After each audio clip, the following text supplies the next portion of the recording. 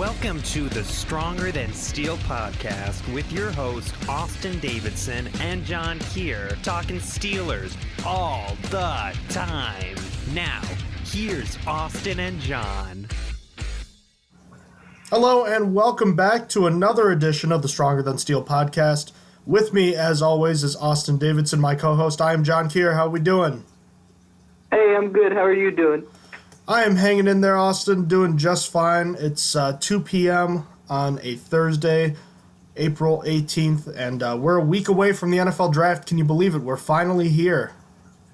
It's exciting. There's finally going to be some, actual stuff to talk about, training camp and stuff coming up soon. And as is always the case, we save our best for last as far as positions go. We've been slowly getting through several different positions, and right now we just have inside linebackers and wide receivers left. So the wide receiver position going to be looking quite different this year, obviously with the departure of Antonio Brown. How do you think the room itself is going to look this year? Who do you think is going to step up in a big way? I'm looking at James Washington. I feel like in his sophomore season, he didn't have that good of a rookie season. He had a pretty high drop rate compared to other wide receivers. I think he had actually the second worst drop rate in the entire league, if I remember correctly. So, which isn't entirely his fault, but I think that he's going to step up in a big way. The Steelers obviously have been really good at drafting wide receivers, and I thought James Washington was going to be the best wide receiver out of this draft before I even knew that he was going to be a Pittsburgh Steeler. I just thought that I liked what he had to offer, and I wasn't really worried about his takeaway speed. So I think James Washington's going to be the guy to step up. Other than that, I like Dante Moncrief as well. Moncrief, I felt like, just didn't go to a right team when he went to Jacksonville. I loved him when he was in Indy, and Andrew Luck is a very similar quarterback to Ben Roethlisberger. I feel like they play very similar. They're really, they got really strong arms and do really well in the deep ball. I think that's where Moncrief is going to succeed. So I'm looking at those two to step up. I think Juju's going to do about the same. He already did really well last season, so I don't expect a big jump from him. Eli Rogers, I don't really know. And Ryan Switzer, I'm just not really high on Ryan Switzer as an offensive piece. I think he's going to be a good rotational guy, but yeah, what do you think? Well, actually, first, as far as Juju goes, a lot of talk centered around him and the fact that he's not going to be facing a lot of single coverage anymore. It's going to be a lot of double teams and bracket coverage on him this time, which he hasn't seen throughout his NFL career. Do you think there's any reasonable assumption to be made that he could see his numbers drop a bit? I mean, I think there's an argument that can be made that you could say, yeah, he's going to be double covered more, but I actually disagree. I think that his numbers are going to stay the same. I really don't think he's going to be double covered as much as everyone thinks because, I mean, teams don't think of the Steelers as anyone other than Antonio Brown and Juju Smith-Schuster, but I look at it as now, well, you still got to keep Vance McDonald in check, and now you got to watch out for Dante Moncrief. So, I don't know. I feel like the double coverage isn't going to be as heavy as people think. I feel like as long as Vance McDonald can stay healthy, you need a lot of guys on. I think Vance McDonald is more dangerous, to be honest with you. I'm not really sure the double coverage is going to be what people keep saying it is, and I still think Juju is going to perform well, even if he does get double covered. Quite frankly, I don't think the double coverage that will cause, I don't think that the defensive adjustments that will be made causing him to lose numbers, I don't think it's going to be enough to offset the more targets he's going to get. I feel like he's going to get targeted more now because of that, and I feel like it's going to offset whatever he might lose from the double coverage, if that makes sense. Yeah, that makes sense. I feel like, I don't know. I feel like you're right. That's basically it. You covered it pretty well. All right, so Washington and Moncrief look like the two guys that could be the X right now. I guess, what should we expect from James Washington? Because last year was disappointing when you compare it to Juju Smith-Schuster's first season.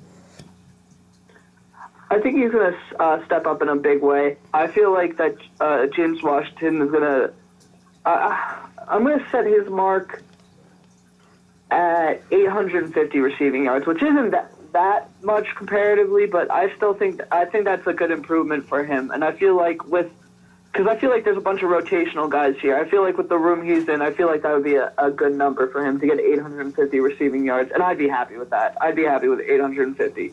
There is no clear-cut number 2 right now, so like you said, I think rotation is kind of what we're going to see. We'll definitely see that in the slot with Rodgers and Switzer, I'd imagine, if they both make the roster. But I think Washington and Moncrief, and if any receivers drafted, you could see rotation there. And perhaps Moncrief could play Z as well, because we know Juju will line up in the slot as well. Yeah, no, I think that I think we're going to see a lot of moving around. I do think Eli Rogers and Ryan Switzer are going to end up both making the roster, and they are going to split that slot option. They're going to be used interesting. Obviously, we saw at the end of the year they were used as H-backs a few times, so I'm sure they'll be able to get all these guys on the field at some point. Point being, there's a lot of moving parts, and the reason for that is we already talked about Antonio Brown departing via trade. I don't think we could overstate how much he really helped this offense, but let's instead, because we've been talking about it for months now, let's talk instead about two other guys that have departed as free agents, in Darius Hayward-Bay and Justin Hunter. True, they were guys at the bottom of the roster, but they still served a purpose in their own right. I think it's safe to say that Hayward-Bay right now needs to be replaced, but Hunter has been replaced. Yeah, Hunter got replaced by Moncrief. Hayward-Bay wasn't an offensive piece towards the end of his stint with the Steelers. He was just a special teams guy, and the Steelers don't really have that burner anymore. It could have been Matthew Thomas, but obviously Matthew Thomas is now with the Baltimore Ravens. So, excuse me. They don't really have a gunner for special teams. Hunter, it was about time, but the Steelers didn't have a speed threat until they got Moncrief, and now it's all good. Now we got someone better than Hunter, so there was an upgrade made. Is there a legitimate belief, or let me think about how I want to say this.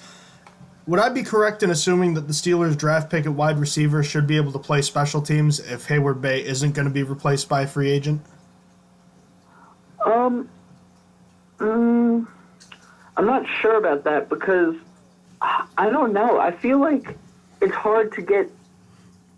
The Steelers need an X wide receiver, and to me, an X wide receiver isn't going to be playing special teams because I don't know. I feel like that they're going to be they're not as fast, and what the Steelers would need is a really fast guy. That like Darius Hayward-Bay was a gunner because he had that blazing speed. It was just.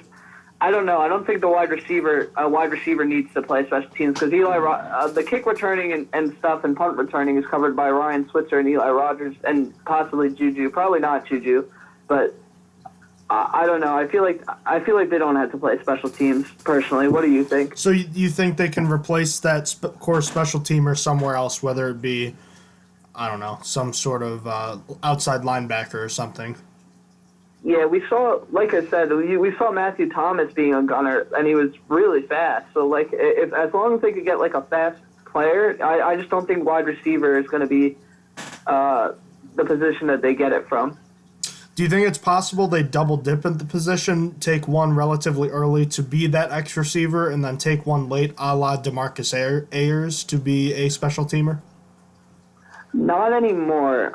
Prior to Dante Moncrief being signed, I thought they were going to double dip in the wide receiver market, but I think at this point it would just be sort of a waste because the second one would really have basically no shot at making the roster. You already have cheap guys at the bottom. So what I feel like you personally need to do is you're only going to get one, and it's got to be one that's going to make the roster. So I personally think they're not going to double dip. Okay, so that being said, there's one guy. So would you prefer it be in the draft at this point as opposed to a free agent? And where would you want to take this target? I'm thinking to make a reasonable impact. They need to be in between the first 3 rounds or maybe the first 4. I'll take it. But the Steelers currently only have 5 NFL-ready wide receivers, and that's Juju, James Washington, Dante Moncrief, Eli Rogers, and Ryan Switzer. So, and they typically run with 6, so they need that 6th one. So they really could get one later, but I feel like to make an impact, they need to get a high one. Otherwise, it's kind of just, I don't know. It's not a big deal to me after it gets out of there. And I was about a free agent wide receiver up until 4 days ago.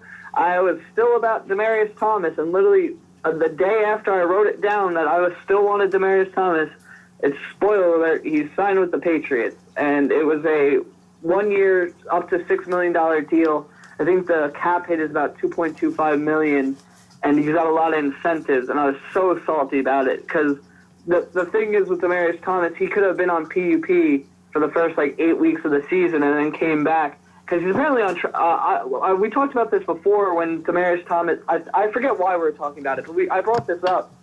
Demaryius Thomas, I believed in to heal really quick because he had an Achilles tear that he healed from in 5 months.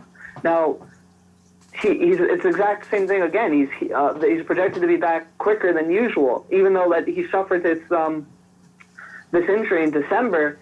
He's looking like he's going to be ready at least by October, so he would be perfect for PUP. And that's why the Patriots picked him up, and I'm kind of pissed about it because it's a really good pickup when you look at it. I think he's a big body receiver that could play the X.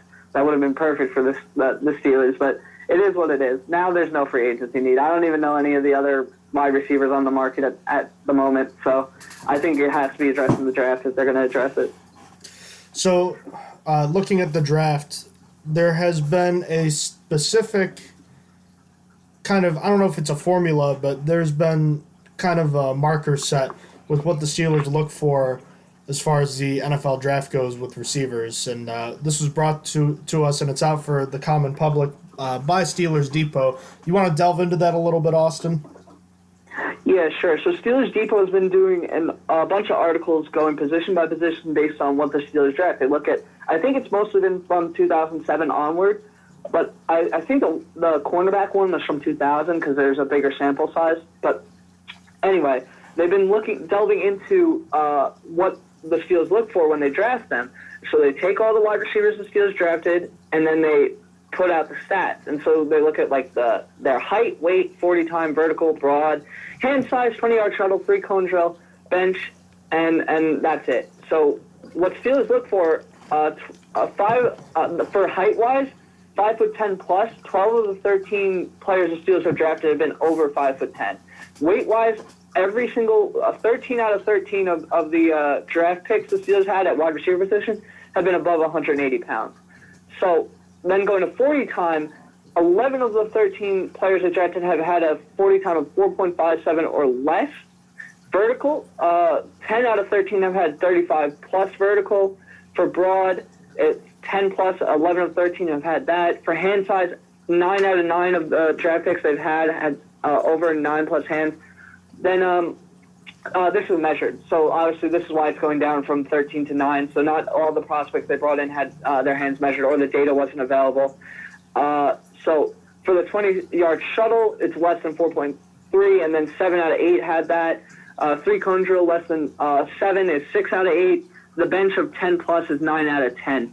And so that's basically how the Steelers draft. There's some that they drafted one off, and the vert doesn't seem to matter very much because only 10 of the 13 covered the vert. But it seems like weight is a big thing, and then obviously hand size is a big thing. If they're not going to meet those, they're probably not going to be drafted. Being 5'10" above, it seems very important because only one guy wasn't brought in. I don't know who it is, I forget. But so looking at the wide receivers that fit all this criteria in this draft, there's Miles Boykin, Ashton Doolin, Bissy Johnson, Stanley Morgan, Darius Slayton, and David Sills. And then just because obviously the Steelers have drafted guys that were one thing off, they didn't have it. Not all these things got filled. The wide receivers that only missed one category are Paris Campbell, he missed the 3-cone. Gary Jennings missed the 3-cone. Terry McLaurin missed the 3-cone. Dylan Mitchell, 3-cone. Deebo Samuel, 3-cone. So essentially the 3-cone is pretty hard to meet. And some of these guys only missed it by 0.01 of a second. I think Terry McLaurin missed it by literally 0.01 of a second. So, and then the last one that missed one category is Cody Thompson. He missed the broad jump. So essentially, this is what the Steelers look for in a receiver. You can almost guarantee that if the Steelers draft a wide receiver, it's going to be one of these guys. But we looked at more than that just in case, because not every wide receiver participated in all the drills. So, we're looking at some of the other ones as well. So, let's just say there's 12 guys plus another, 3. So maybe 15 receivers, which is still a pretty large pool.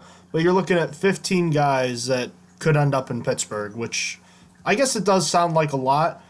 But you have to start somewhere. and I have to think the Steelers have a short list.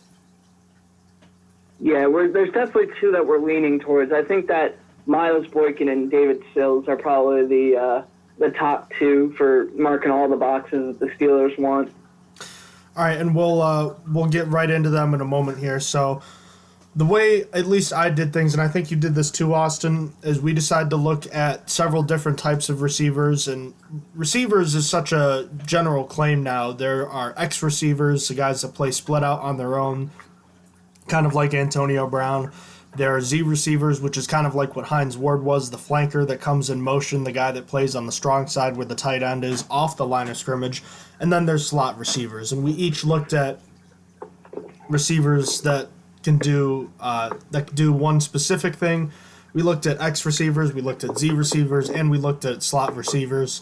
So we have a wide variety of guys to look at in this year's draft. So Austin, I'll start with my guys. I'll just run through them, and then I'll have you list your guys, and then go ahead and get started with David Sills. So first, I have Miles Boykin, the aforementioned product from Notre Dame.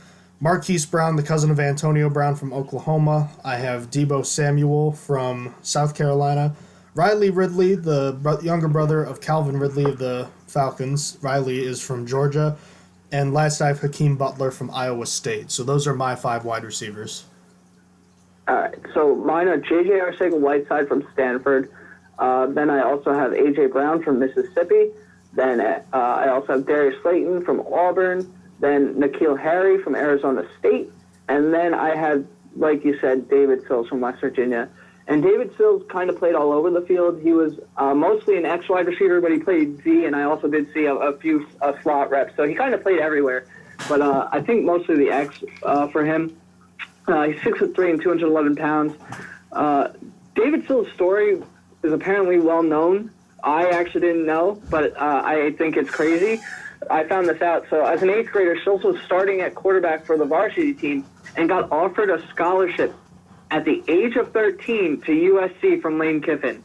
So that was crazy to me. I've never heard of that, and obviously that's pretty insane. And this is as a quarterback. David Sills was supposed to be a quarterback. So anyway, as a junior, he broke a knuckle, which changed his throwing motion, and then also hurt his ankle in his senior season in high school, which caused him to miss all but 3 games.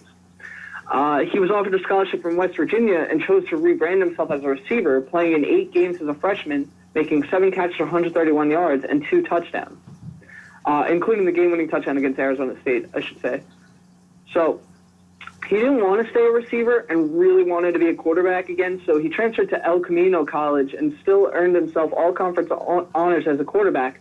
But still, FBS schools didn't give him any offers as a quarterback, so he returned to West Virginia again to play receiver.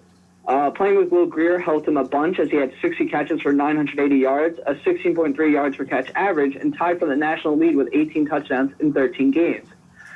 He was a finalist for the Fred Bolitnikoff Award, a second-team AP All-American, and first-team All-Big 12 selection for that year. In 2018, he was second in the country with 15 touchdowns and had 65 catches for 986 yards, which was a 15.2 average, earning himself AP third-team All-American honors and first-team All-Big 12 honors after starting all 12 games for WVU his senior year. Even the bowl game. He did play in the bowl game despite declaring for the draft. So looking at Sills, he's tall with some good length, and he's played all over the field, whether it be outside or playing in the slot. So he could really do either or, and has shown to do so pretty successfully. And then I'm a numbers guy, and one of the numbers that stuck out with me with Sills is that he averaged a touchdown once every 3.7 catches. And now that's what I call a red zone threat if I've ever seen one. That's a pretty high catch-to-touchdown ratio. But it's really because he thrives on slants and fades. And those are typically used short by the goal line. So that's where he thrives. So what I do for every prospect is I watch our highlights and then watch a bunch of individual game tape. And I saw it in both that Sills really succeeds on both those routes the most. He has shown continued improvement in all his routes, so he continues to get better at sharpening all his routes and creating a rather large route tree that is almost complete. Then something I noticed is he's a menace against zone. He just has such a good feel for working the space and finding the soft spots to really expose teams in zone. He's pretty solid all around, though, as a catcher. But where I felt like he was best was when he got up in the air. He didn't have the best vertical, but he can high point a 50-50 ball pretty well, while also maintaining body control to make the mid-air turns and contortions to adjust to the ball. Then while he doesn't have the greatest speed in the world, he has surprised quarterbacks with his get-off and acceleration, which is less some squatting quarterbacks getting burnt even without the top-end speed. He could also create separation for himself late in the rep by fighting defenders off with excellent hand usage, so there's that as well. Last thing that I liked is that Sills willing to block, both in the run game and when the play wasn't going his way. Sills just looks for work no matter where the ball goes. So going to the other side of things, something that really bothered me for a while, and I say a while because this is something I noticed when I'm watching tape of Ben Banigou from TCU against West Virginia, is Sills has a pretty bad drop problem. What's funny is I felt like most of his drops weren't when he was draped in coverage. And I watched him drop 2 wide-open touchdowns against TCU, which is what spurred me to want to talk about Sills in the first place, because I saw a lot of association to the Steelers. So, and a few more, he dropped a few more normal catches, mostly when he's wide open. So he's got that, like, juju problem, but, like, amplified, because I watched 3 different games, and this problem happened at least once every game, and it shows up in the stats. While at West Virginia, just 55% of throws to him were completion. That's obviously not a great number. Contributing to it, though, is he isn't very good at catching fastballs, and going to the NFL where there's top arm talent, he's going to struggle. Then I feel like his play strength is below average. Some of it has to do with his thin frame and spindly legs, but he really struggles against press coverage. And this again was a multi-game thing where corners were bumping him all around and even pushing him out of bounds at times. So I would say he needs more physicality, especially at the release point. Another issue he has is he struggles against man coverage, and it makes sense because he really doesn't have that top-end speed to separate from corners. He ran a 4.57 40-yard dash, which isn't the worst in the world, but it's still not ideal. Last thing I have to say is that, and this is kind of specific, but he needs to tighten up his out routes. Watching him run out routes specifically was pretty rough because he doesn't run a sharp route at all, so he needs to fix that up as well. And that's what I meant that his route tree wasn't complete. He isn't very good at out routes, which was weird to me. It was like the only route that I kept seeing him run, and I was like, that's not that great. But, so, Sills to me is a raw product. I think if he had to be started early on, that would be a really rough for a team because I just don't think he's ready to handle NFL-level competition yet. However, I think with some time he can make himself into a viable receiving threat as a good rotational guy.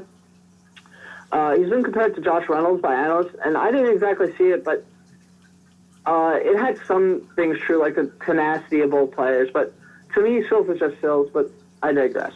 What I'm most worried about are his drops. I'm worried about him getting with a quarterback that throws pretty hard and him really struggling. So a team with a quarterback that can't really drive the ball downfield and relies on short dump offs might be best for him.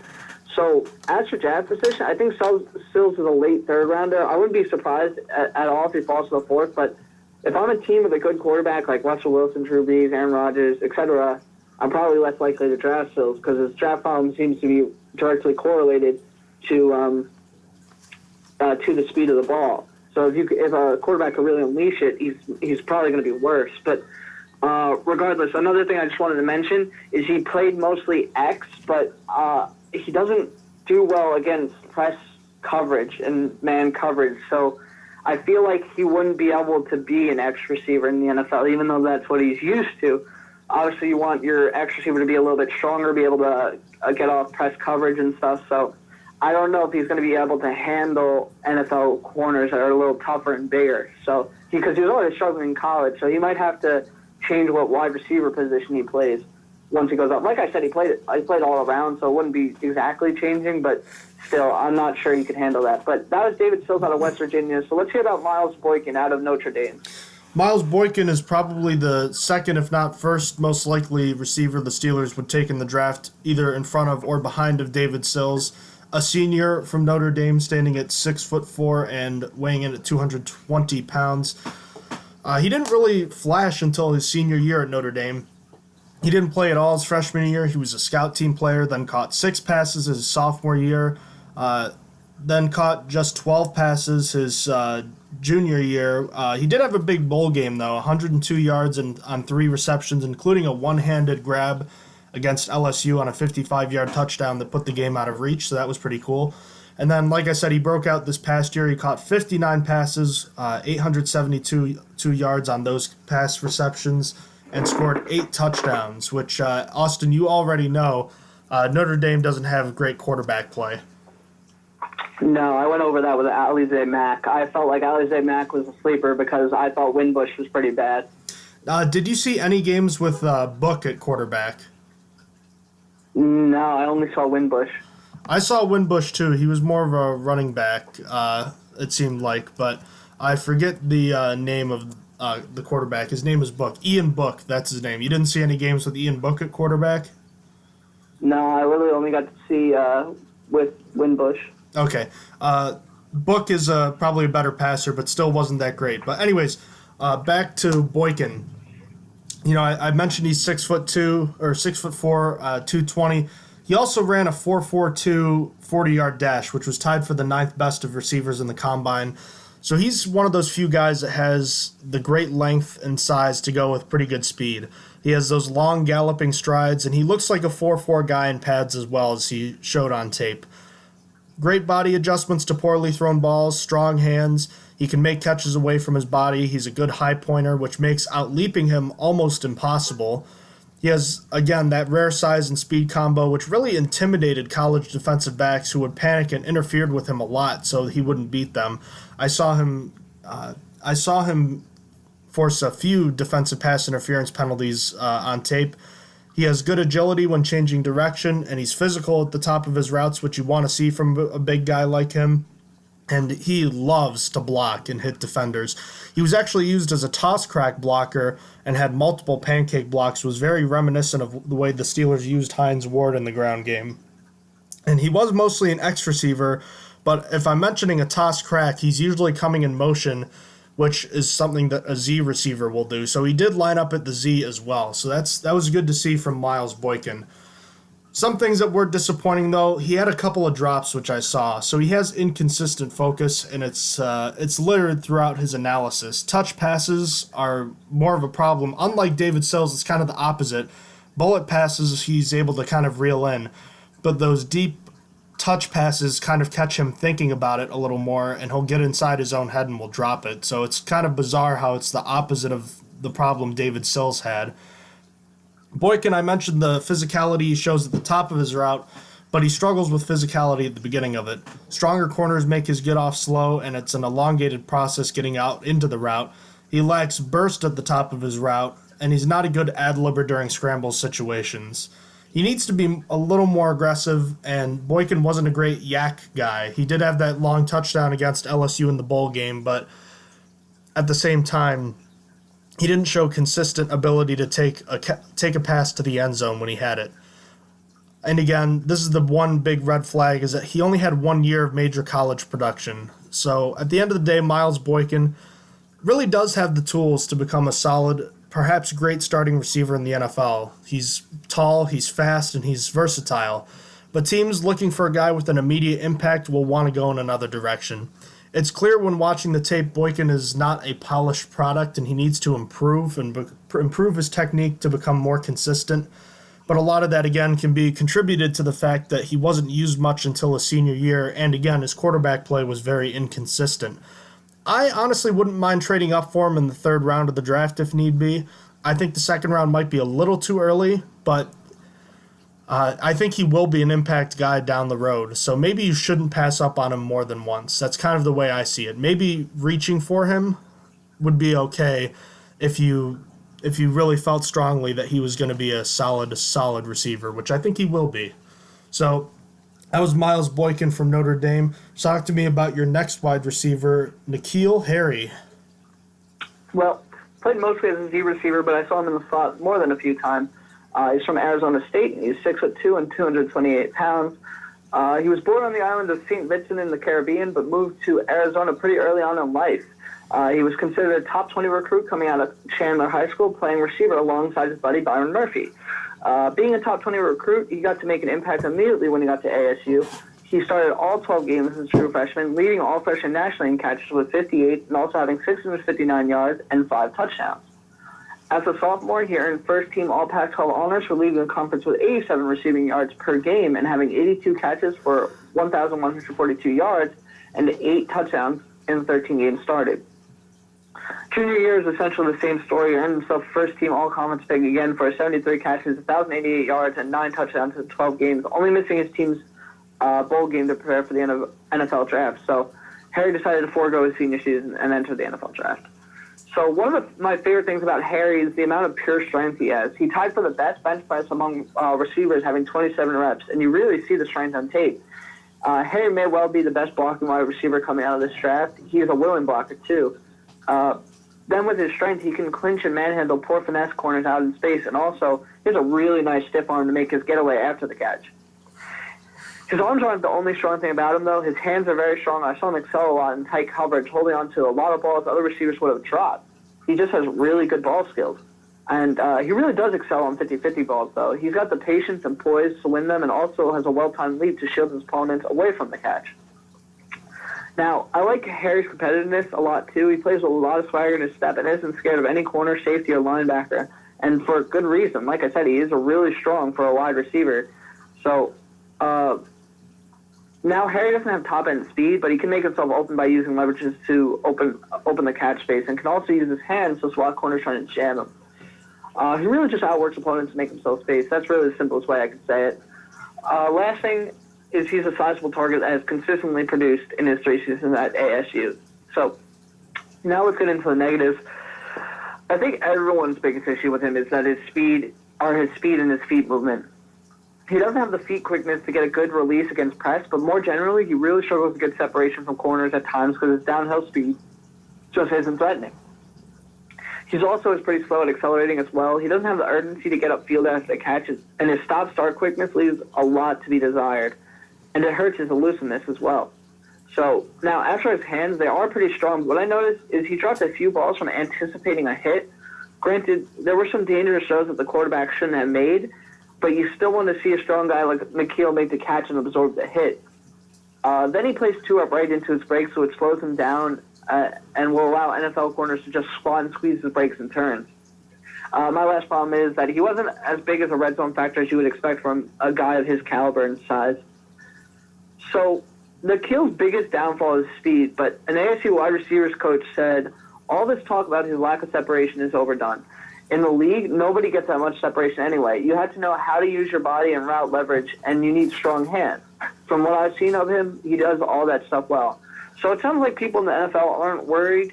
It was the same story for James Washington last year when I looked at him, and that's who I compared N'Keal to. N'Keal's a little better coming out as he's 3 inches taller, but they had similar problems and positives coming out. So I'm going to say he's like James Washington. By others, he's been compared to Allen Robinson, which is also a decent comparison, as they had the same height, hand size, and speed issue, but I still think overall play is close to Washington. Regardless, like with Washington, I'm not overly worried about the lack of top-end speed. Harry has thrived while being draped in coverage, and so I think he'll be a mid-round 2 guy with the possibility to go early in round 2, as I think with his height, he offers more coming out than Washington did. So I'm thinking he's going to go a little earlier than Washington did in round 2.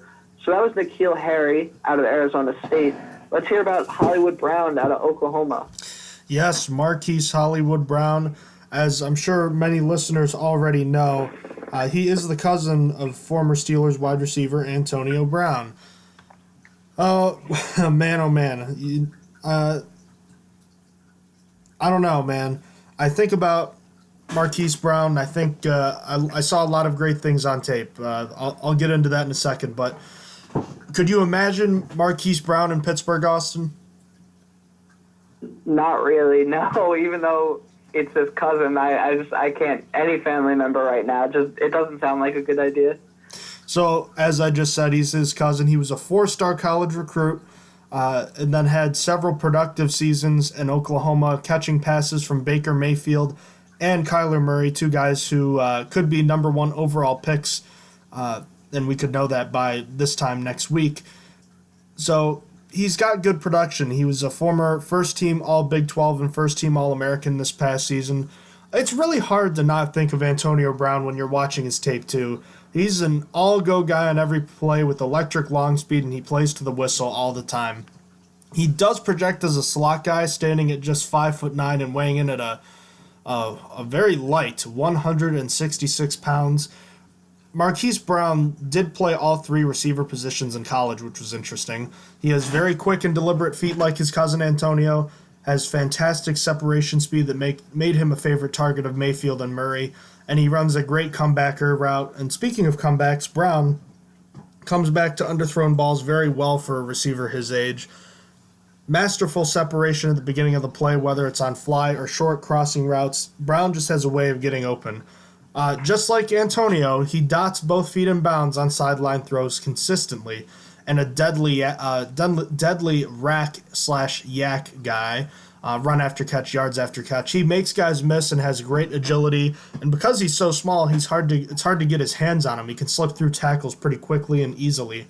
He turned a short crossing route against West Virginia into a long touchdown, and is pretty good at drawing defensive pass interference calls. He drew 3 against Texas in the first half alone. Unfortunately with Marquise Brown, look, I already talked about his size. If Antonio Brown was undersized for the NFL, then Marquise Brown is just miniature. Not even 170 pounds soaking wet. Teams are going to be concerned about his prospects as a long-term answer when he starts taking hits from NFL players. Teams are worried that if he gets injured once, he's never going to be the same. He needs more technical work on his positioning and his route, too. And speaking of routes, he didn't run a large route tree at Oklahoma. Baker Mayfield and Kyler Murray love to throw it deep, and he could run those routes, but he didn't run a complex route tree. Due to his size and strength limitations, he can be and will be redirected on routes, especially if linebackers can get a hold of him. Something that was concerning is he displayed inconsistent hands and did make some nice catches, but dropped other passes that should have been easier to come up with. He's not a great deep ball receiver in terms of adjusting to poorly thrown deep passes, and he doesn't make many contested grabs. He doesn't offer special teams value, and this one is not his fault, but he's catching passes from Baker Mayfield and Kyler Murray, two guys that could go number 1 in the NFL draft in back-to-back years. He very rarely had to make catches that were far from his body. He was usually catching passes thrown right on the money, and we already touched on this, but he's the cousin of Antonio Brown.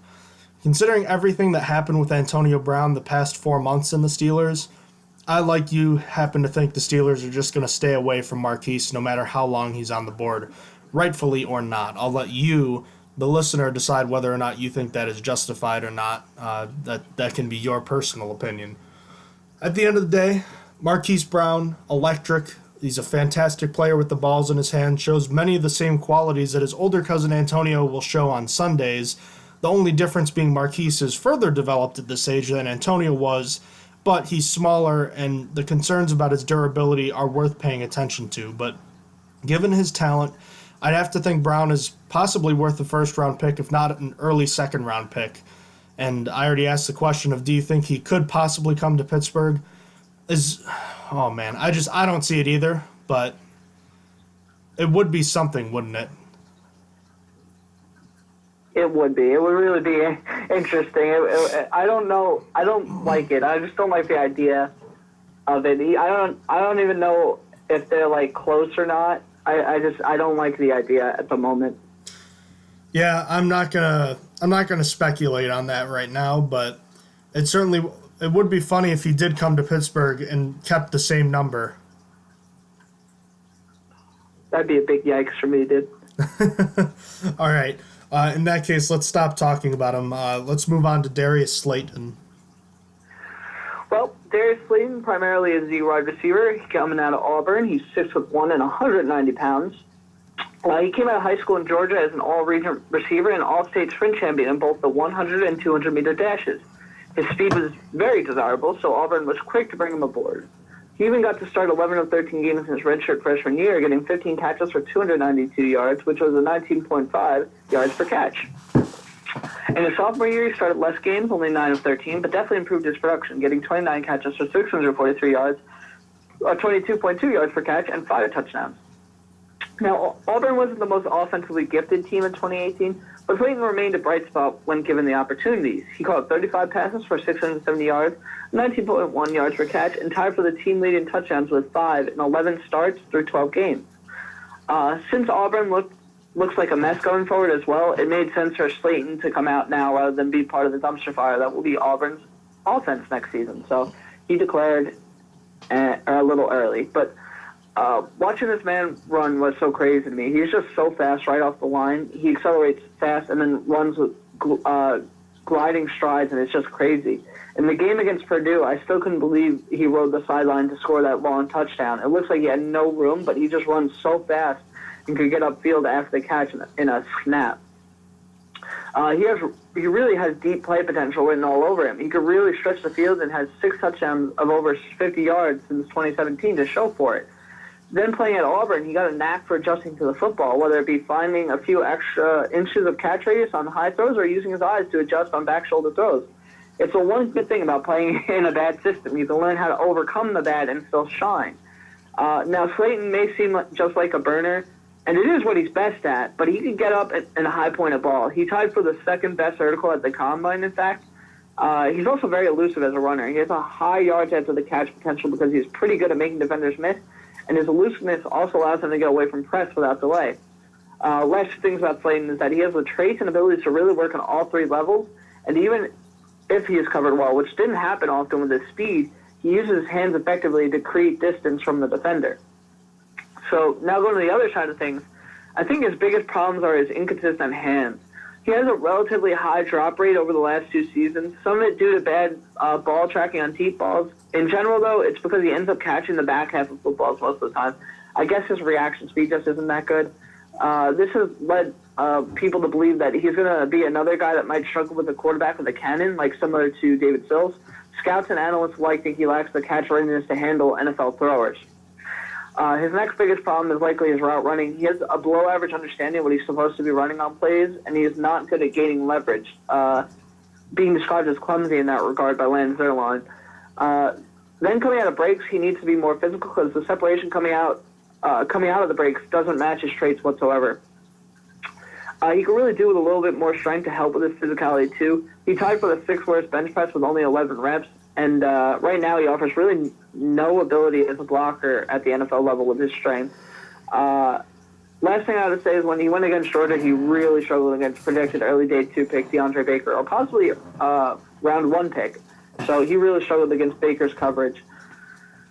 So when I first looked at him, he reminded me a lot of Sammy Stoneham's Coates with his height, blazing speed, and heavy drop rate, and both came out of Auburn. But after watching a lot more tape and then doing some more research, I think Slayton is more somewhere between Coates and Tyreek Hill. He's closer in weight, strength, and had the same exact vertical as Tyreek Hill, but his height, speed, and drives remind me a lot of Coates. However, I think Slayton's going to end up closer to Hill, minus beating children, and here's why. Auburn was a mess offensively. Watching their quarterback play made me want to pull teeth, and he contributed to why Slayton's bad drop rate was because he threw so many terrible balls. Like, watching his tape versus Mississippi State, there was a throw that Slayton was wide open for, and the quarterback was under no pressure. It would have been like a 45-yard touchdown if the guy put it on target. I didn't even learn his name. The quarterback was just so bad. But he didn't. Then I believe it was the same guy where if he threw the ball a bit earlier in the red zone and not quite as high, Slayton wouldn't have been open. Sorry, not same guy, same game. But would have been open, but because the quarterback waited, the defender closed in and he threw it too high, which caused it to bounce off Slayton's fingers, going down as a drop for Slayton. I'm not the only one that thinks this either. An AFC scout from the Southeast says the whole thing was a disaster this year. His quarterback wasn't good, the offensive staff was dysfunctional, and they run an outdated offense anyway. I don't put that on Slayton. So while most people have Slayton going somewhere between rounds 4 and 6, I have him as a late third rounder, as I think analysts aren't looking past his stats. They're seeing the high drop rate. They're not really thinking much of it. I think that he's being underhyped. I think he's going to go in the 3rd round when most people think he's going to be 4 to 6. So I think NFL teams are going to, quote, reach on him because they know what happened. They're going to be looking into this. They're going to see that Auburn was a mess. If he falls in the 4th round, I personally think he would already be a steal, but I could see him being an early 4th rounder as well. I really do think he's going to be a 3rd rounder at the end of the day. So that was Darius Slayton out of Auburn. Who's your next prospect? Next, I have Deebo Samuel, standing in at 5'11" and 214 pounds. Samuel enjoyed a pretty solid collegiate career, having multiple seasons with over 59 receptions, including this past season when he was a first-team All-SEC as a punt returner, averaging nearly a returner, not just a punt returner. He averaged over 25 yards per kick return, had a touchdown, and was also an SEC second-team All-Receiver, catching 62 passes for 882 yards and 11 touchdowns. Deebo Samuel has a fantastic attitude. He's a competitive guy. He fights through traffic in his routes, and he has a really good head fake in the middle of his intermediate route, which gives some separation. He scored on a move like this against Clemson, and by the way, he played his best football against the best team in the nation, scoring 3 touchdowns against Clemson and catching 10 passes for 210 yards. He was South Carolina's offense that day. He has a strong desire to work over the middle of the field and will take the lumps that come with it. He makes contested catches with his strong hands. He works back to the football, and he's a pretty good yak guy. He's not the fastest, but he's determined and powerful. He'll run through arm tackles. Lined up as the quarterback in wildcat formations, too. He'll run the ball in that formation, so he could possibly serve as a player similar to what we saw from Ryan Switzer this past year where he lined up in the backfield. Deebo Samuel was in the backfield a little bit as well, too.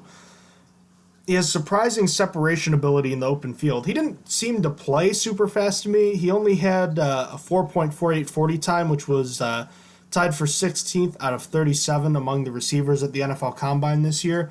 And he, like I said, he doesn't look like he plays that fast, but he does have separation ability. And he had one of the best catches of the year against Tennessee. I encourage you to look this up, Austin. It's a one-handed grab on a ball that was just kind of launched, just kind of a desperation throw into the end zone, and he came up with it with a extended one-handed grab where he got both feet down. And another interesting thing is he was a kick return threat in college. 4 of his kick returns went for touchdowns, and he was really a threat back there. On the flip side, though, Deebo Samuel is lacking a bit of play strength to be an outside wide receiver and therefore might only project as a slot receiver despite being primarily a Z in college. He has tight hips, which limit stride length and therefore his top-end speed, and he's a one-trick pony when it comes to getting through traffic on his route. Only power, no finesse is used at all, and he doesn't have a great burst out of his cuts and is therefore not super elusive and struggles to get separation on shorter routes. He doesn't have great adjustments to balls in the air and doesn't catch a ton of passes away from his body, so he's another body catcher, and he struggled with hamstring injuries several times in his college career, leading to only one fully healthy season, which was this past year. So Deebo Samuel is another physical and intense wide receiver I looked at, but he just lacks the fluid movement and strength to be a full-time X wide receiver, so he looks like a better Z receiver or more likely a big slot receiver. He can really help a team when the ball is in his hands. He could be a Swiss Army knife kind of player, similar to Ryan Switzer, who carries the football, but his limitations shouldn't keep him on the board too long. He does look like a solid player with good upside, and he's projected to be a mid-second round pick, although the Steelers' original interest in him has waned in recent weeks. I don't think he's going to end up in Pittsburgh, but he's going to be a solid player for somebody. So that was Deebo Samuel from the University of South Carolina. Can you talk to me about the bookend from Ole Miss? Not the really well-known DK Metcalf, but the guy opposite him. Well, that's A.J. Brown. He predominantly played out of the slot at Mississippi, and he is 6 foot and 226 pounds. Coming out, A.J. Brown was a 4-star recruit who led his high school team to a state title in his senior season. Despite his hometown team being MSU, he chose Ole Miss. People down there are serious about their football, so Brown's decision pissed a lot of people off, and he received a lot of death threats and insults, but he stuck with his choice and attended Ole Miss. As a true freshman, he got to start once while playing in every single game that year, getting 29 catches for 412 yards and a 14.2 yards per catch and 2 touchdowns. In his sophomore season, he really stepped it up, getting himself third-team Associated Press All-American and first-team All-SEC honors for ranking 10th in the entire FBS with 1,252 receiving yards, then leading Ole Miss in receptions with 75, which gave him a 16.7 yards per catch and 11 touchdowns through 12 starts. In 2018, he was a first-team All-SEC pick again, breaking his own school record for receiving yards with 1,320 on 85 catches, while also scoring 6 times. Brown is also a multi-sport athlete, playing baseball as well, and he was selected in the 19th round of the 2016 amateur draft by the San Diego Padres, having spent the past 3 summers practicing with them.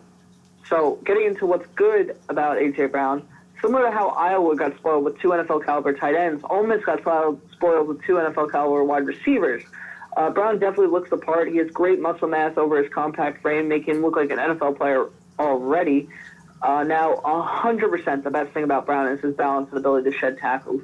It is very hard to bring Brown down. So many times, one guy just goes after Brown's legs and he just bounces right off, and Brown spins around and continues running. He's essentially a big running back after the catch. He also has a really good center of gravity that allows him to be one of the best route runners, if not the best route runner in this draft class. It allows him to be very sharp, to run very sharp breaks, and lets him access complicated routes not every receiver can run. It also allows him to stop whenever he wants and open up for short possession throws. Then Mans is really strong. He's another guy that is going to be able to block at the NFL level because of his combination of ferocity, size, and strength to be able to do so. His strength also helps him shield and complete the combat catches while draped in coverage, so that helps as well. And then speaking of his strength, he also has really strong hands. I watched his tape where he got absolutely walloped and still was able to hold on to the ball because he's able to pluck it out of the air and tuck it so quick. I want to get back to his route running, though, as I feel like I didn't cover it enough. I said that his ability to shed tackles was probably his best, but really his route running is probably his best feature. He could sell routes to quarterbacks, get them out of position, and he could change up the speed to his routes when he needs to. So now, when you combine his route running with his baseball outfielder instincts to track balls, and you have a really great receiver all around. Last thing, even if his route running isn't enough to beat his man, he's a solid hand fire that helps him get unstuck from tight coverages. So that was all the positives. Let's get to the negatives. I think Brown is another guy that people are worried about his speed. He actually ran a faster 40 time than expected, but still teams are worried he is more quick than fast, and he needs to prove he can work against top-tier NFL speed. Something that really worried me is that he didn't play as tough against the big boys like LSU and Alabama. He wasn't playing with the same ferocity he normally did, and that worries me if he will be as tough against NFL-level competition. You really saw in his 2017 game against LSU where he struggled to get uncovered against Dante Jackson, and really it's because Brown could get too slick at the top of his route when trying to separate against athletes, and Dante Jackson was considered a mega athlete coming out of LSU 2 years ago. Now, when it comes to reeling in the ball, he needs to adjust better to poorly thrown balls. He doesn't typically do the quarterback too many favors in that regard. And while I didn't see many of his drops, they appear to be when he isn't focused in. So he needs to stay focused to keep his drop rate low. Last thing I have to say is that there was little to no tape of him facing press from the slot, so we don't really know how he would fare against press coverage. And so that's something teams have to consider when drafting him. They don't know how he's going to perform there. So A.J. Brown looks to be a great big slot option for many teams. He has the size to really play as an X or Z receiver, but he literally only played in the slot. So against coverage, I didn't see a single rep where he wasn't in the slot. Because of how big and good he is in the slot, he's actually been compared to Juju by Len Zerline. I didn't really get Juju vibes. Brown is both faster, stronger, and has a higher vertical. Really, Juju just has him in height coming out of college. What's crazy, I think A.J. Brown is better coming out of college because his route running is absolutely incredible, and he possesses more strength and more speed than Juju at a higher weight. I think A.J. Brown may come out of this class as the best receiver. I won't lie to you. Still, though, he isn't really even considered a first-round pick. Some have him going as late as the 3rd round. Personally, I think it'll be a second-round pick that teams regret not making their first receiver off the board because, as Antonio proved, speed isn't everything if you have excellent route running. So I think that A.J. Brown might come out of this draft as the best wide receiver, but he's a slot receiver. So there's that. So that was A.J. Brown out of Mississippi. Let us hear about your next prospect.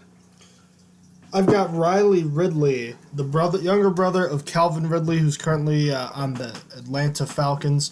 Another Z receiver at 6'1" and 199 pounds. Ridley didn't perform a ton in college. He didn't really have a breakout until the national championship game in his sophomore season, where he caught 6 passes for 82 yards and led Georgia in that regard, and then came back to lead them in receptions, yards, and receiving touchdowns for the whole season this year, with 44 grabs, 570 yards, and 9 touchdowns in 12 starts while playing 14 games. Riley Ridley is a noted competitor that plays tough in the NFL proving grounds of the SEC. He has good strength on his frame. He works past press coverage when lined up off the line of scrimmage pretty well, and he uses that good frame to get a good amount of physicality at the top of his route to get some separation. This trait must be seen at the NFL level for Ridley to succeed. Ridley has strong, confident hands that can pluck the ball out of the air away from his body. He's a good high pointer. He has good body control, will adjust to poorly thrown passes, and he has a mature ability to reel in passes near the sideline while getting his feet down in bounds. A willing and forceful blocker, Riley Ridley had several fantastic plays on tape, including a difficult running grab in the corner of the end zone against Alabama in the 2018 SEC Championship game, and also made a really nice sideline grab on a comebacker against Tennessee. On the flip side with Riley Ridley, though, Georgia ran an outdated and some scouts called, quote, archaic offense that rarely threw the ball, and Ridley's lack of collegiate production, excluding his senior season, is very concerning. For a point of reference, the next receiver Austin's going to talk about, JJ, how do you say his name? JJ Arcega-Whiteside? Arcega. So Austin will be talking about him shortly. He had better numbers this past season than Riley Ridley had over his entire collegiate career combined, which is definitely a red flag to me. He doesn't have great burst off the line of scrimmage. He's lacking quickness, and that's going to hurt him against good press man cover corners. He's lacking long speed, too. He's not going to be a consistent deep threat because of it. And he takes time getting his body in a catching position on comebacker routes. He's not a yak guy. He dropped a potential game-tying touchdowns in the final seconds of the SEC championship game. And while he was double covered and being interfered with on the play, although no flag was thrown, the ball still hit his hands. I think he should have at least had a better chance of catching that, but instead it just bounced off his hands, so that was a little disappointing. So, bottom line with Riley Ridley, he's a big, solid, and physical wide receiver who can get himself some separation on intermediate routes with good physicality. He's a solid route runner, and he can catch passes that are thrown anywhere near him because he can catch it away from his body pretty well. He also showed the ability to make contested catches, if I didn't convey that with what I just said. But his lack of speed, overall quickness, and his ability to get over the top, along with his lack of production in college, is a concern, especially when you consider that he's already 22 years old. I don't see him being more than a number 2 receiver, as primarily a Z. But that said, I still like his work ethic. He is a very, very determined competitor, and he's obviously got pedigree with NFL bloodlines in his brother. So I wouldn't hate Riley Ridley. He's projected to be a second-round pick, but I just don't think he fits in with what the Pittsburgh Steelers are looking for right now. So for that reason, I don't think he'll end up in Pittsburgh. So the aforementioned Arcega-Whiteside, talk to me about him. Well, he's an ex-wide receiver out of Stanford. He's 6'2" and 225 pounds. And his full name is Jose Joaquin Arcega-Whiteside, or JJ Arcega-Whiteside for short. He was born in Spain to 2 pro basketball players. He grew up and went to high school in South Carolina, where he was part of the 2015 Parade High School All-American squad and South Carolina's Gatorade Player of the Year. He wasn't just a great football player, though. Given his athletic genes, he was an all-state in basketball and also finished in 4th place in the 100-meter dash at the 2014 state track meet. He decided football was the best path for him and decided to head to Stanford. In 2015, he redshirted his first season, and the next year he played in 12 games as a reserve, but still led the team in touchdowns with 5 on 24 catches and also got 379 yards. As a sophomore, he stepped up his game and started to earn a little recognition, getting himself honorable mention All Pac-12 notice for 48 catches for 781 yards and an average of 16.3 yards per catch and 9 touchdowns, including a strong bowl game against TCU where he scored 3 touchdowns. In 2018, Arcega-Whiteside was team captain and earned himself second-team All-Pac-12 honors for catching 63 passes for 1,059 yards, a 16.8 average, and 14 touchdowns, which ranked top 5 nationally through 12 games. Arcega-Whiteside decided to forego his senior season and declare for the draft. So what's good about Whiteside is you can easily see JJ's basketball skills and genes translating onto the football field. He's got such a good combination of height and weight that allows him to be so good at boxing out the defender and going up to get the catch, just like he would go up to the rim and box out guys for the rebound. He's just really good at it, and I think I saw 4 touchdowns where he was draped in coverage and just went up and got it, boxing out his defender in the process. He's just really, really good at it. Really has the play strength and really has the play strength and confident demeanor to thank for it, but these things help him all over the field. For starters, his strength allows him to run through guys to get those extra yards at the catch. He plays very strong inside the route, and I always talked about how he boxes people out. I already talked about how he boxes people out to create additional space, but and this has made him a red zone monster throughout his college career. As for his hands, he can make some fun catches with those strong gloves of his. I saw it multitude of times on the tape. Then he got above average ball tracking skills, and good timing to go and get it. Using his defender to balance on the way to make the ball adjustment. Then he could hit the gas when he sees a defender leaning into his route, and finally he can drop low and dig out grass burners if necessary. So on the flip side, I think the biggest problem with Arcega-Whiteside is his release. He really struggles to free himself from the more physical press corners, and is going to need to work on his release and counters if he wants to succeed at the next level. He even needs a little work pre-release, as he does a little too much stutter stepping prior to the release. Then a lot of people are worried about his speed. We didn't get a 40 time from him, but scouts think he's going to need certain alignments or even pre-snap movement to get him free against certain matchups at the next level, because he doesn't really threaten as a deep ball guy right now with the average burst to separate at the top. His average acceleration makes it hard for him to run by clinging corners as well. I saw it a lot in the game against Washington State. The corner that kept covering him in the Washington State game was a little too handsy, which actually helped JJ as he had 3 pass interference calls in his favor during the matchup. But with a more refined corner in the NFL that can avoid the PI calls, they could easily drape JJ. Last 2 things I got to say is that he plays with some hip tightness, and he takes time to sink, settle, and open up to the quarterback on comeback. So the bottom line with Arcega-Whiteside is he's earned comparisons to former Bronco, Jet, and Titan Eric Decker, and I see that wholeheartedly. They feel like players with very similar play styles. I feel like JJ can be just as successful as Decker was with a quarterback that puts trust in him, like Costello did, Stanford's quarterback, did with JJ while at Stanford. Before I go into his draft position and such, I just wanted to read to y'all what a national scout for an NFC team had to say about JJ in this draft position. He's going to be a day 2 pick, and I think he's an outside receiver. He's going to run faster than people think, and he's smart enough to learn all the tricks to get open as a pro. I hear people underestimate him all the time.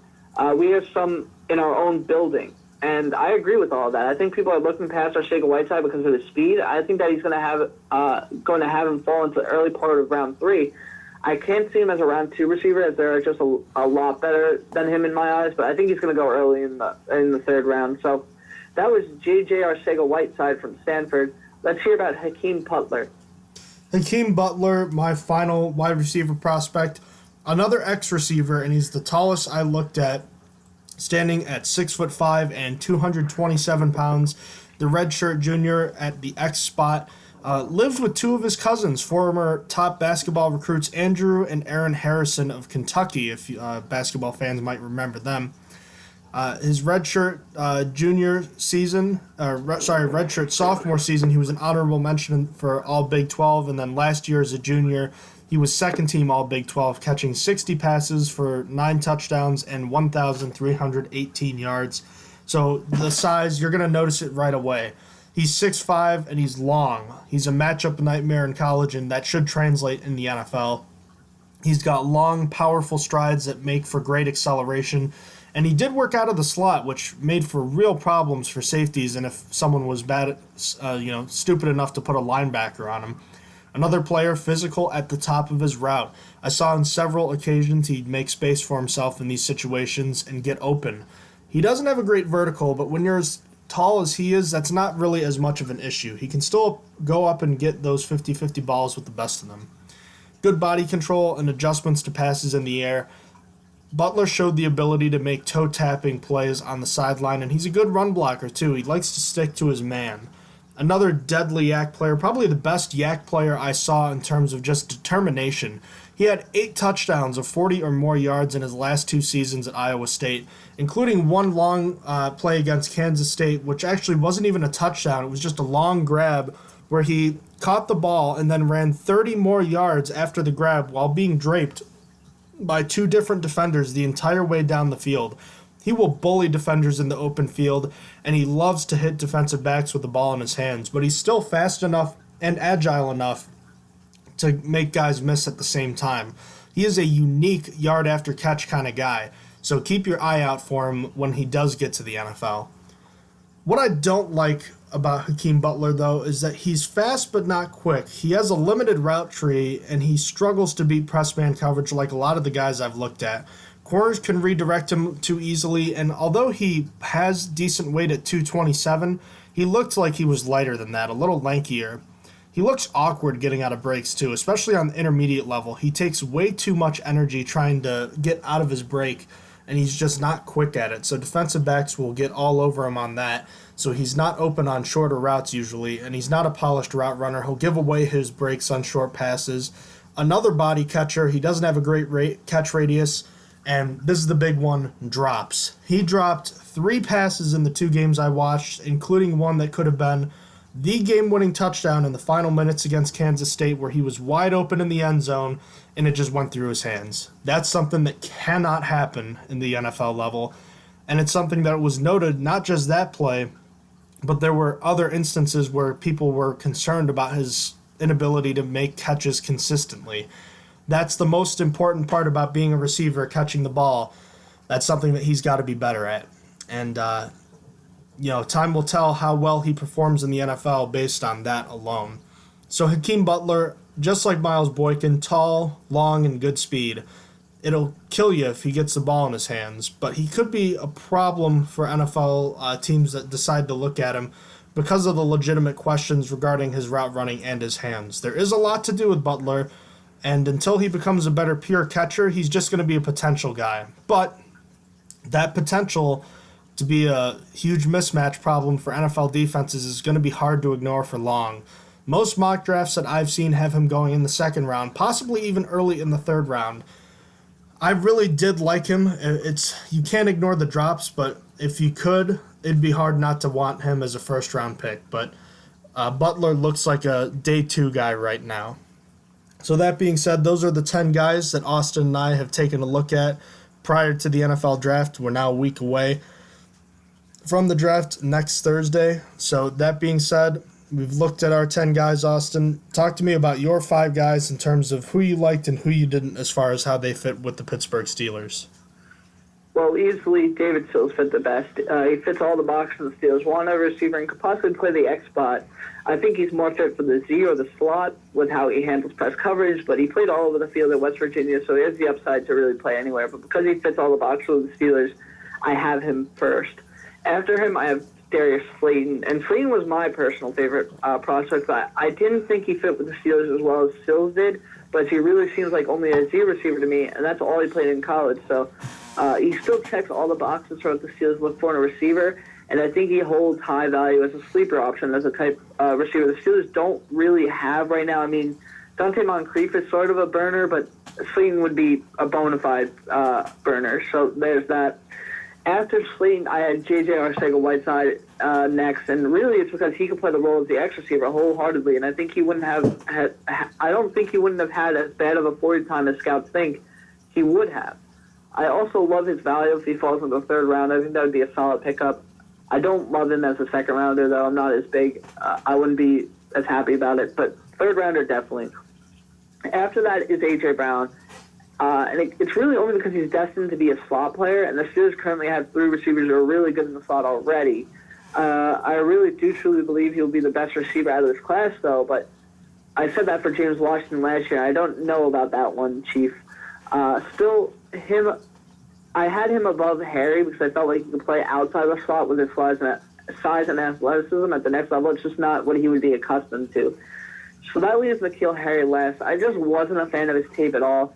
He had really good strength, don't get me wrong, but I just wasn't in love with his play. And for the price of a 2nd round pick, I'd rather pass on him and address another position. I would like him more in the 3rd round, but I don't think that's happening. I think he's definitely a 2nd rounder.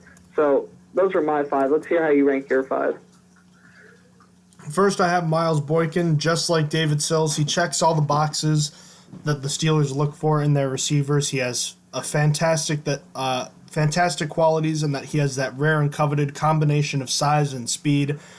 And he's not so polished that he's going to be a first-round pick, meaning that a second or third-round option would be likely for him. And he's in a role very similar to James Washington's rookie year in 2018. I think that he wouldn't produce a ton, but he'd be a decent option, and the upside is hard to ignore with him. So I think Boykin to Pittsburgh makes sense. Second, I have Hakeem Butler. Drops always make me nervous, but a tall and long receiver who naturally plays the X is great to see, and you couple that with his deadly ability to run after the catch, and I think you've got a player that's going to turn heads at the NFL level. I think he could be a solid contributor in year one with the Steelers if he gets drafted, but I don't know that the Steelers are interested in him like they're interested in Boykin or Sills. Third, I have Deebo Samuel from South Carolina. And although he played all over the field, he looks more like a Z receiver to me. I do like him, but he's not really outstanding in any area besides yards after catch. And you couple that with the fact the Steelers haven't shown much interest in him, despite the fact he checks all but one of those boxes we talked about earlier. I just don't see Samuel coming to Pittsburgh in the draft this year. Fourth, I have Marquise Brown. I love the effort, the playmaking ability. I love it, but the size concerns me. And I know Antonio Brown is an X receiver and one of the best, but I just don't know that his cousin, who's smaller and shorter, could live up to that kind of ability on the outside, which means I see him as a slot receiver, and we already know the Steelers don't need one. Last, I have Riley Ridley, which really disappointed me because I was high on Riley Ridley at the beginning of this process, and I did like what I saw from him, but he just looks like a Juju light player to me on tape. He plays the Z, he doesn't have great speed, he's big and strong, and the Steelers just don't need that. I'd be shocked to see the Steelers spend a pick on him. Maybe a few years down the road, if he gets released by his team and becomes a candidate to sign for cheaper, maybe he'd be a guy you look at, but I don't see it happening. So as much as I like him, I think he is last in terms of how he fits in with the Steelers. So that being said, let's look into our crystal ball, Austin. The wide receiver room in 2019, we've got a good look at it right now, but there could still be changes that could be made to it. So that being said, tell me who is going to be starting, who's going to be off the bench, and who's going to be your game day inactive. So the starters are going to be Juju, James Washington, and Eli Rogers. Then I have first one off the bench is going to be Dante Moncrief. On 5 receiver sets and special teams is going to be Ryan Switzer, and then the game day inactive I think is going to be a rookie. So I feel like they're not going to keep 6 wide receivers on a Sunday, so I think it's only going to be those 5. I think the rookie is going to kind of redshirt his first season, maybe get some playing time later on in the year, but yeah, so that's how I have it. How do you have it? Occasionally, the Steelers have dressed all 6 of their receivers, but assuming they don't, I have the same setup as you do. I have Washington at the X, Smith-Schuster at the Z, and Eli Rogers at the slot. But I have him rotating with Ryan Switzer consistently in the slot, and then I have Moncrief as the first option should Washington or Smith-Schuster go down. And then I have the rookie also on the roster as a guy that could play later in the year, but will likely not play much early on in the season. So that wraps up wide receivers ahead of the draft. We have just inside linebackers to go, and we'll bring that episode to you. We'll record it on Friday for you. But until then, the big NFL news until the draft is the schedules were released. So we know who and the what, but now we know the when. We have the Steelers schedule. It has been dropped. All the primetime games have been released, so everybody knows when they're playing who. The Steelers will open up the season at New England on Sunday night as the Patriots raise another banner, and then they finish the season in Baltimore on Week 17. And I'll go through the schedule really quick. They're at New England Week 1. They host Seattle Week 2. They're at San Francisco Week 3. They host Cincinnati Week 4. They host Baltimore Week 5. They're at LA to face the Chargers on Week 6. In Week 6, they have the bye Week 7. Week 8, they host the Dolphins. Week 9, they host the Colts. Week 10, they host the Rams. They really play 3 home games in a row, huh? Yeah, they get 3 home games in a row following the bye, too. Nice. Then they're at the Browns for Thursday night, Week 11. Then they're in Cincinnati facing the Bengals the next week, Week 12. Week 13, they host the Browns at 4:25. Week 14, they're in Arizona against the Cardinals. Then their last home game is Week 15 against the Bills, and then they finish up their last 2 games at New York to face the Jets and the Ravens. So your quick thoughts, quick takeaways from this schedule.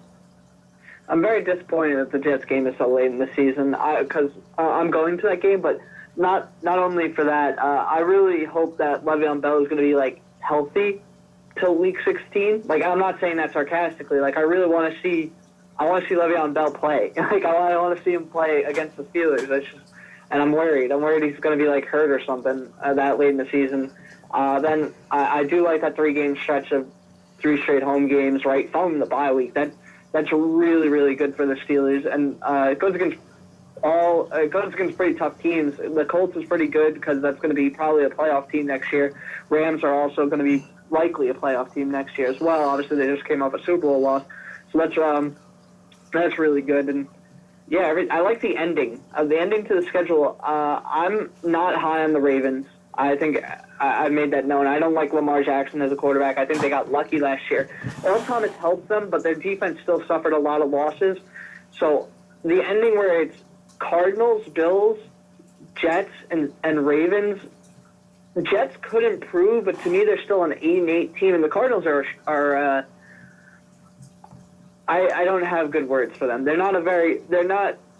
didn't improve, and their management is absolutely stupid. So I think that the Cardinals are going to be bad. The Bills, to me, are just still the Bills, maybe 7-9. Jets are 8-8. Ravens might surprise people by how bad they do. So I like that ending. That's a pretty strong end. And December is where the Steelers thrive, too. So I like that ending. What are your quick thoughts? So what you're saying is we should sign up the Steelers for a loss in Arizona. We should sign them up for a loss in Arizona, correct? Besides that, the Steelers have the usual 5 primetime games. They obviously have their first in New England to start the year, and then they have one Week 4. They're hosting 2 Monday Night Football games this year, and they're on the road for both their Sunday night games and on the road for a Thursday night game. So they're in Cleveland on Thursday night. That'll be tough. They're at New England and at LA to face the Chargers. Those will all be difficult, and they host Cincinnati and Miami. Their home primetime games are pretty light considering the tough road primetime schedule. Yeah, it's not that bad. Not at all. And then besides that, where's the furthest the Steelers are traveling to? Probably San Francisco and LA. They have to go out to the West Coast twice, but they do that both early in the year. Yeah, that's not too bad. That's not terrible. That's going to be. They didn't post the travel things yet. Like, I like that every year. Every year when the schedule gets released, they post like usually ESPN posts which team is traveling the most and such. So we'll have to see when that comes out how much the Steelers are traveling. I take that back. They go out to the west side of the country 3 times, but 2 of those 3 times happen in the first 6 weeks. They obviously go to San Francisco, Santa Clara week 3. They're back out in LA week 6. Then they have the bye, and then they're not out there again until they play the Cardinals week 14. Yeah, that's not bad. I'm not going to do a schedule prediction for record until after the draft, Austin, but I still think that I don't think that this is a bad schedule. I am a little concerned about the very beginning because you've got 2 really good teams at the start and a wild card with the Steelers going out west and the Niners. It could be another slow start, I think. I agree. I could see that. And I'm gonna withhold to the draft as well for record predictions. I think that's smart to see what every team does. Agreed. Anything else you wanted to add before we wrap this one up? No, I think we're good. All right. If you have any questions, as always, please feel free to email us at strongerthansteelpodcast@gmail.com and check out our website, strongerthansteelnfl.blogspot.com. Austin, thank you so much for joining me today. One more to go. We've got inside linebackers next. You excited? Yeah, last one, basically. Will they draft one this year? Hopefully. I don't know. I thought they would have drafted one last year, and they just said, "No, we're not doing that." I feel like it's too much to ignore this year. I think even Kevin Colbert admitted as much that it was a mistake to not get one last year. I feel like it is going to be his personal mission to at least get one this year. I think we could see 2 drafted, if I'm going to be honest with you. It's possible. 100% possible. We will see, but until next time, thank you as always for listening to the Stronger Than Steel podcast. Have a great day. Have a good day. You have been listening to Stronger Than Steel podcast. Thank you for joining us today, and don't forget to check out our website listed in the description below.